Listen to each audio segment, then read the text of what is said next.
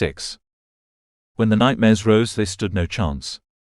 The moment the pain rose, Rodin dragged up the image of the torn and mutilated flesh.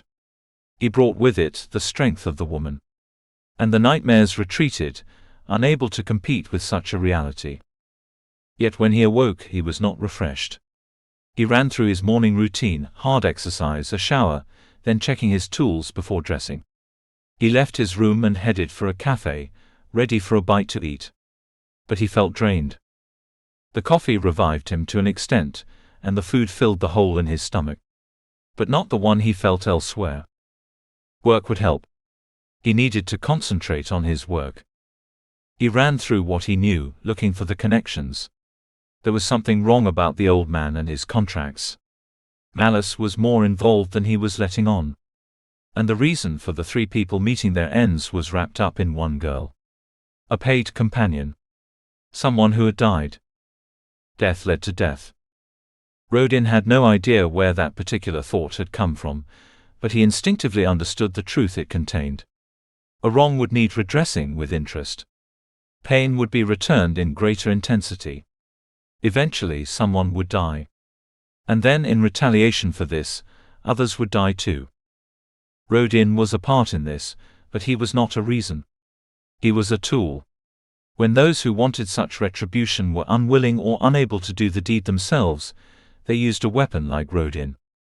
That was what he was, a weapon. And like a weapon, he was simply there to be used. Right and wrong didn't come into it. Quickly, Rodin drained the remainder of his coffee. He needed to stop such thoughts. He needed to distract himself with work, something to keep his mind active. He had sent off the images of the couple, as instructed, and had received a brief reply, little more than an acknowledgement that the contract had been fulfilled. No hint of the next contract. So Rodin would start on his own investigation. The old man and his son. And he had one extra possible connection, the companion Alea has mentioned. He knew this district well enough to be familiar with areas where such a person could be hired, depending on the services required. Different areas catered for different clientele. At one end, paid companions hustled for work themselves, often nothing more than a quick 5-minute physical release for the client. At the other end, the paid companions offered longer services, working through appointments, and were reached indirectly, often through the controllers. The fat man would have worked through appointments, he would not go out looking for himself. And he paid highly. The couple had a paid companion arrive at their house pre-arranged. So both used the higher end of the business. Rodin knew where to start looking, but maybe it was too early in the day. True, it was a 24-hour service, and there would be those who specialized in early mornings. People felt their urges at all times of the day, and Rodin could see how a niche market in breakfast meetings could be profitable. Start the day with a bang. He must have heard that line somewhere, and it made him smile. Not overly clever, but easy to remember. Simple marketing. But the one he wanted to find out about was an evening worker. The couple used companions when they were both at home after work, as did the fat man. And someone who worked evenings and most likely nights would not be up and about at the moment. He headed for one of the areas anyway. He would walk the streets getting the feel of the place. Scoping for information. The area consisted mainly of buildings about 4 stories tall. Some were residential, some had shops open to the streets, and some were used as offices. There was constant movement, with people in and out of buildings in a near constant flow. Many kept themselves to themselves, but others wore friendly smiles as they greeted those they knew, with couples and small groups talking on the streets.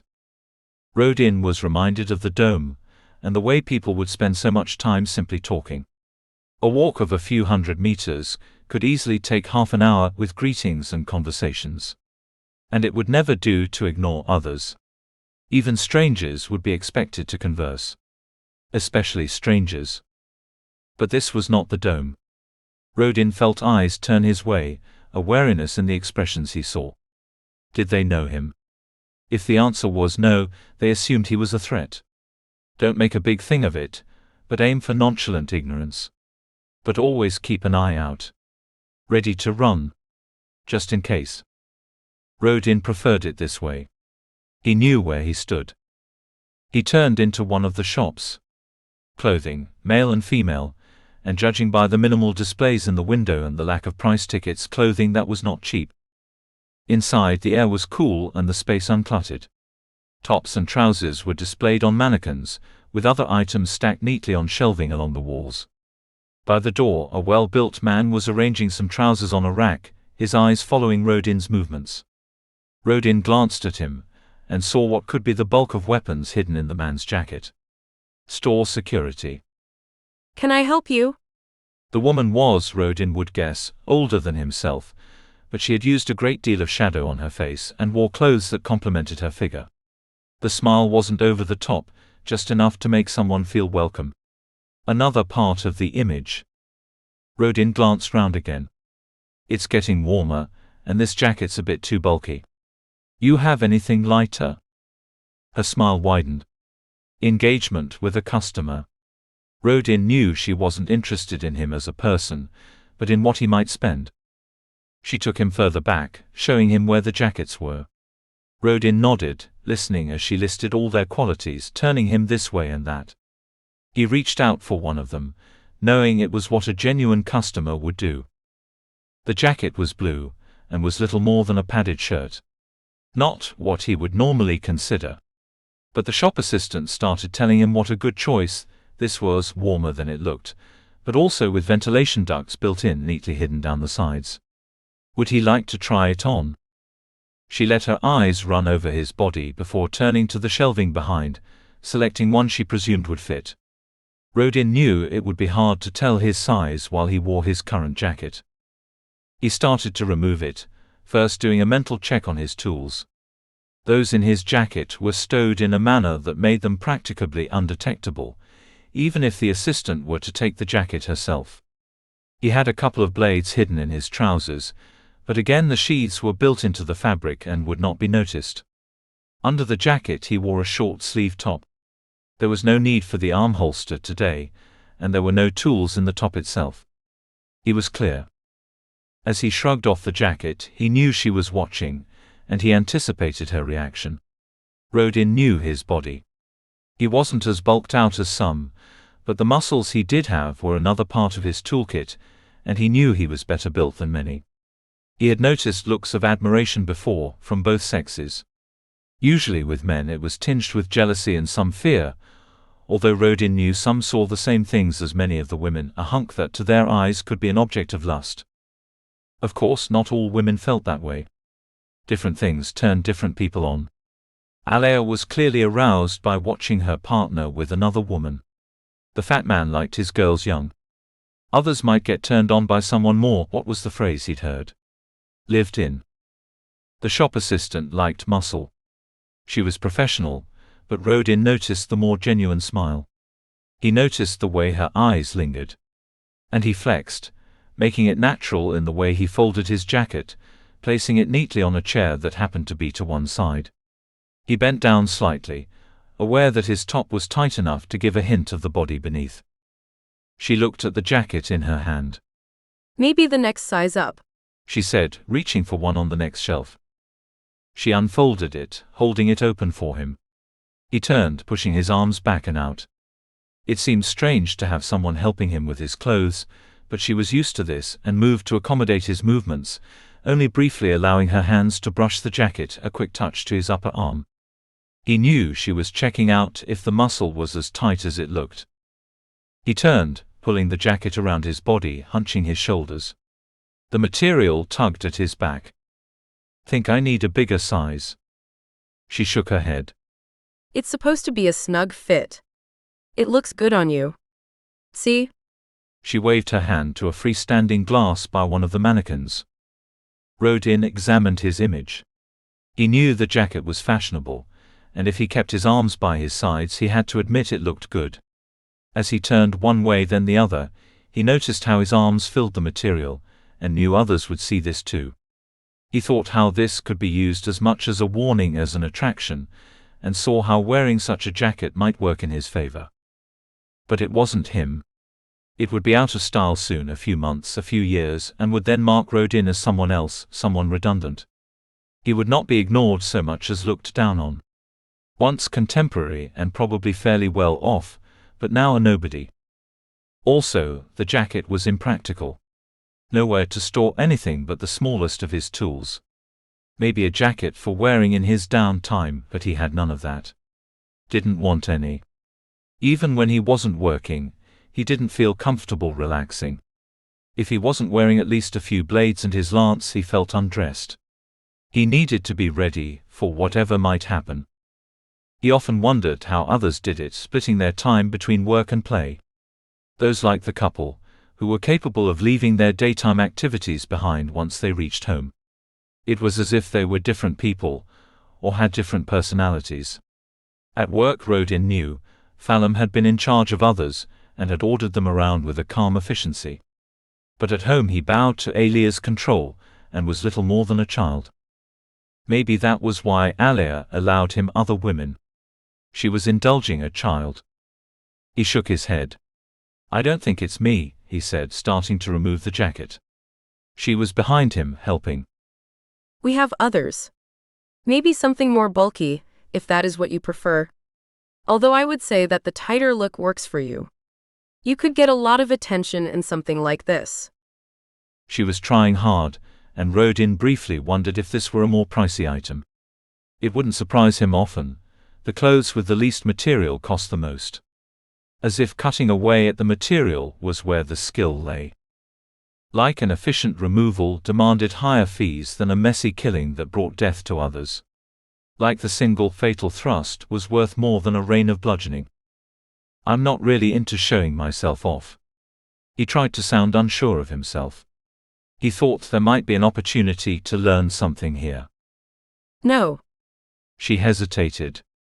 You seem like a nice young man. He almost laughed. He would never have considered himself young, although he probably was in comparison to this woman. And he could forgive her attempted flattery. All part of her role. Forgive my impertinence, but do you have a partner? Rodin wasn't used to shops like this, so he didn't know all the norms. He was sure, however, that asking a question like that was on the borderline. He shook his head. She held the jacket up again. Something like this could get you attention. It could help you find a partner. That's not really what I want. I was just looking for a lighter jacket. He noticed her looking down at his old trusty jacket. Do you know what I sell here? I mean, really sell. Rodin looked round.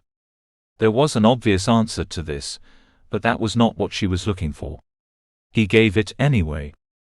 "Clothes," he said with a smile. On one level, yes. But on another, far more important level, I sell images. I sell the means for people to project the image they want others to see. Okay. Rodin had an idea where this was going. He saw how he could use this conversation. But he needed to play along. He shrugged, saying, "Aren't clothes just a way of keeping warm?" If that were the case, why are they all different? Why are some tight and others loose? Why the different colors and styles? No. Clothes are all about how we present ourselves. They're all about how we want others to see us. Rodin looked at her clothes. They were well made, even he could tell that, and so they were an advert for what she sold. But he could see how they flattered her body. He noticed how her top was cut to lift her breasts to prominence. He noticed how the straight lines on her skirt forced his eyes to travel up and down her body. He noticed how the belt brought her waist in tight, and in doing so widened her fairly narrow hips.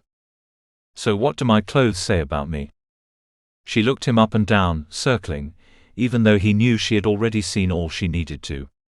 It was all part of the performance. And he joined in, allowing himself to slouch a little and to shuffle as if he were nervous. What do they say about you? They tell me you want to be comfortable. You are careful with your money. You value long-lasting quality over initial image. You look after yourself, but you want to remain in the background. You are confident enough to be yourself, but there are insecurities that you do not want to face. She spoke slowly, giving each statement time to sink in. And Rodin had to admit she was reading him well. Everything she said was the truth up to that final line. He faced his insecurities. She was in front of him again. I think deep down you are looking for a partner. Everyone wants someone, even if they don't admit it to themselves. Maybe you should try a new image. See what a difference it makes. He shook his head, knowing this could be the opportunity. I've had partners and there's too much baggage. I prefer something less involved. He opened his mouth, as if he wanted to say more. Let her imagine his unspoken words. There was a pause before Rodin spoke again, as if these were the words he was unsure of. You were right in that I'm careful with money. I use it for what I need. That seemed a little obtuse, but Rodin was confident the woman would understand. And from her rolling eyes and slight nod, he saw that she did. One of those, huh? Bought pleasures. There's nothing wrong with that. No. I simply find it sad. You pay for something like that, you miss out on so much more. But each to their own. She looked down the shop. But some of my best business comes from paid companions. They know how important it is to look the part. They appreciate money well spent on an image. Are there many round here? Rodin knew it came out sounding needy, but this would simply confirm the woman's thoughts on his insecurities. She nodded. If that is what you really want, the building next door. Second floor, I think. There's a couple of controllers there, last I heard. Pretty professional, I understand. Not like some of the others. Thanks. And then, noticing her disappointment, he tilted his head to the jacket she still held. But maybe another image might be worth a shot as well. Could I try the next size up? The smile was genuine. Of course. 10 minutes later, Rodin left the shop with a jacket he'd never wear, wrapped up in a bag that would be thrown away as soon as he got home. But it was money well spent. It wouldn't leave him short, even though it had cost more than a week's rent on his main room. It had pleased the woman in the shop. She thought she was making a difference. And he knew where to find a couple of controllers. Even if neither of them ran the dead companion, they were a lead. It felt good to be working.